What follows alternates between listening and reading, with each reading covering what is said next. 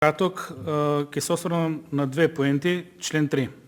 Дел од проблематиката ја отвори помошникот министер, меѓутоа и во вашите заклучоци, како што констатиравте и тоа што го дебатиравме пред почетокот на комисијата, сепак сметам дека мораме да интервенираме во овој член. Имаме можност комисиски да срочиме текст, допуна на овој член, со што ќе ги законски тргнеме сите можни несакани последици кои произлезле од вака срочениот текст.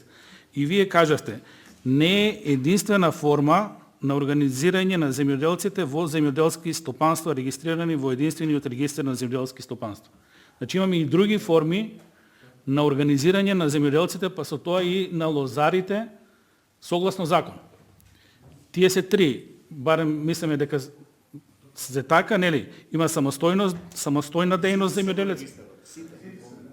Ама тука во законот не се ставени. Не се ставени, никаде не пишува индивидуален земјоделец.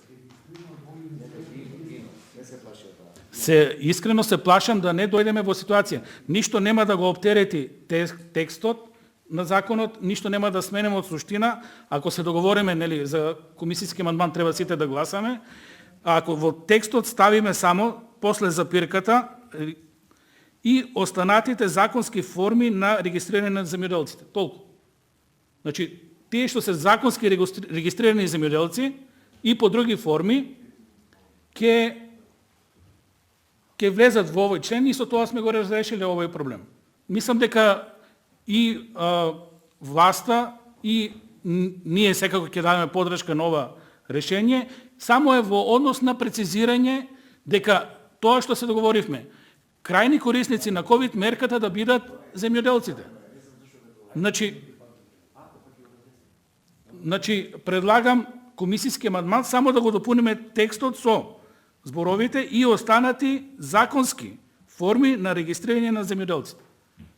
Тоа ми е поентата околу член 3, за да не се створат законски проблеми дел од земјоделците кои не се регистрирани како земјоделски стопанства, а предале винско грозѓе да останат без субвенции.